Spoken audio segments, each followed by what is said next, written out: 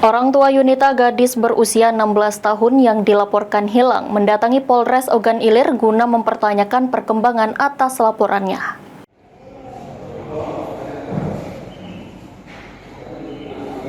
Inilah Hasani, orang tua dari remaja putri 16 tahun bernama Yunita yang hilang akibat menjadi korban hipnotis.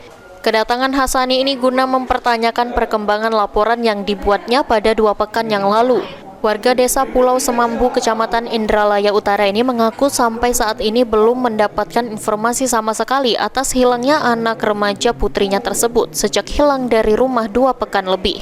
Hasani berharap besar polisi dapat membantunya untuk menemukan anak remaja putrinya yang hilang walaupun ia sebagai rakyat kecil dengan pekerjaan sebagai petani.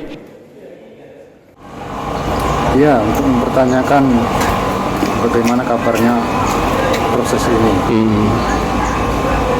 Sudah ada perkembangan, Pak? Baru Tindak lanjuti. Dikasih surat lagi itu, Pak? Iya, dikasih surat lagi. Ahmad Romawi, PAL TV.